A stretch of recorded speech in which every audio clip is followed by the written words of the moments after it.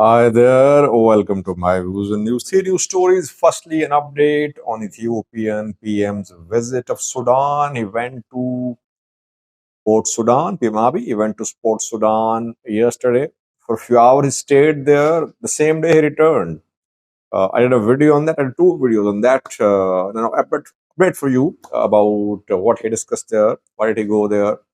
Secondly, an update about the kidnapping of students. Debak University students were kidnapped on Amhara, Oromia border in Oromia a few days ago. 167 students were abducted. International media highlighted this issue. Oromia regional government spokesperson spoke today about how many students have been released and who abducted the students.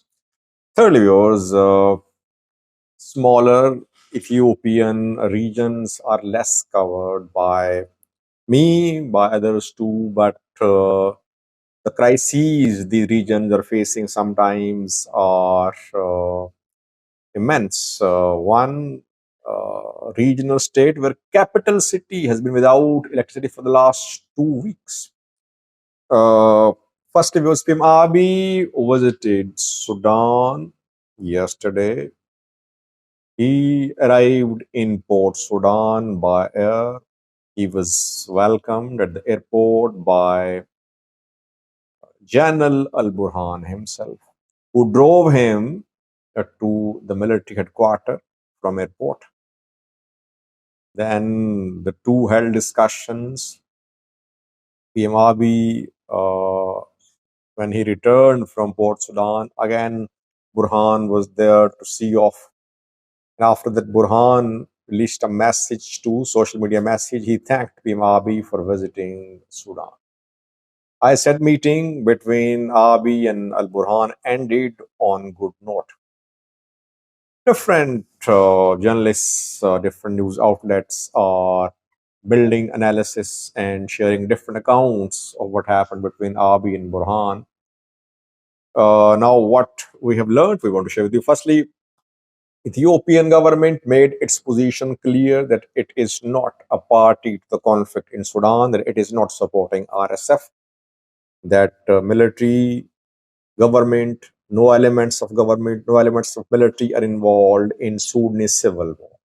Firstly.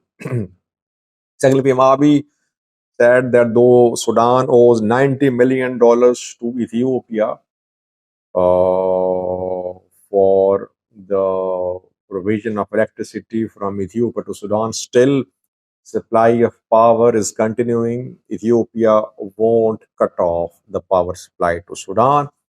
Earlier, Pimabi mentioned Al Fashaga that Ethiopian military has not made any move to take back Al Fashaga, though still it has claims to Al Fashaga.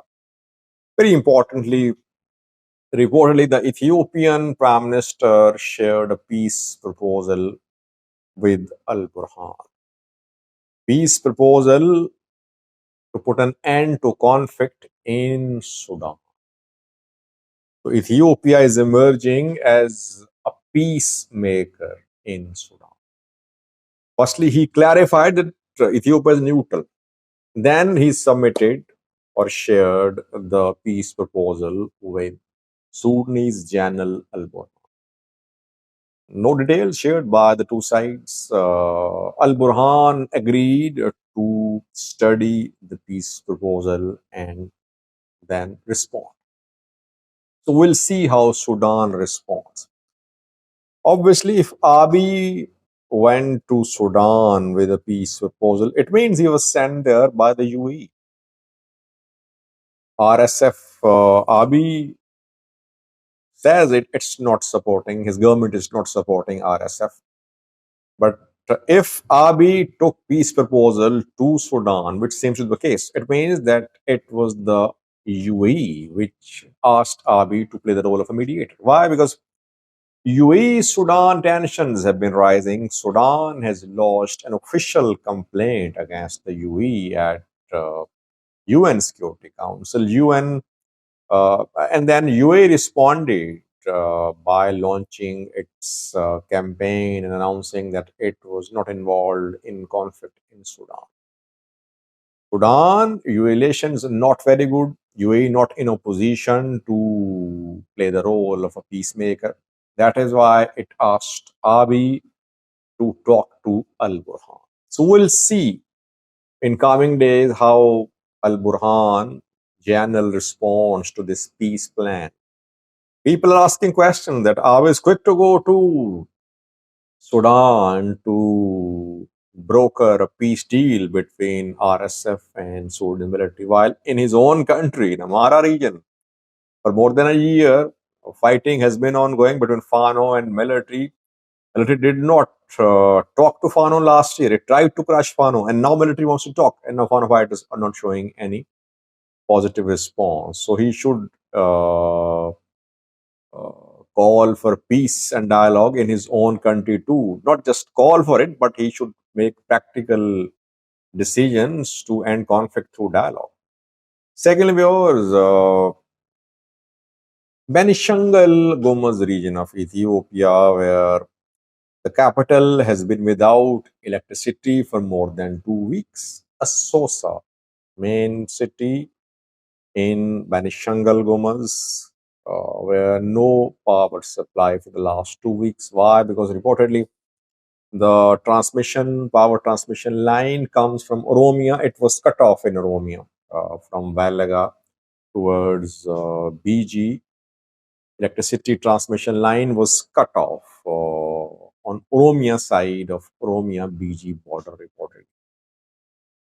The main hospital in Asosa announced yesterday that it was not in a position to continue providing services to patients because electricity was not available and the hospital did not have enough resources for fuel to. It's an alarming situation, by the way. We cover main Ethiopian regions, but sometimes the situation, the humanitarian crisis in smaller regions are worse than the major regions. Major regions are those from where leaders are in command in Addis Ababa, like Tigray, Amhara, Oromia. Tigray is not in Addis now, but obviously it has been in Addis for decades.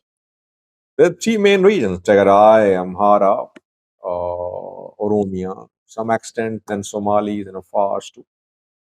But three main regions are these ones on federal level. The smaller regions are definitely neglected. Lastly, viewers, Oromia regional government says it has secured the release of around 160 students. Around a week ago, 167 students of Debark University were kidnapped by unknown militants in Oromia region, in Gabre Guracha on Oromia Amhara border. The students, some students managed to escape. They said that they were in three buses when they entered Oromia from Amhara. Two were intercepted by armed men. Third one managed to escape, and the two students in buses were kidnapped. Later, we saw calls for the release of these students. The abductors demanded ransom amounting to more than 500,000 Ethiopian birrs for each student. International media took up this issue. I did some videos too. Oromia government became active because the issue was being highlighted on international level. U.S. Embassy in Addis Ababa also issued a statement about that. Now, Oromia regional government spokesperson Hailu Adugna spoke today. He said that out of 167, 160 students have been released. And the students were released due to action taken by Oromia regional forces. Did not share details. Which action? Some operation was launched. How did the government secure the release of students? 7 students are remaining. He accused Ola. He said that it was Shane, Ola fighters who carried out this attack and abducted students.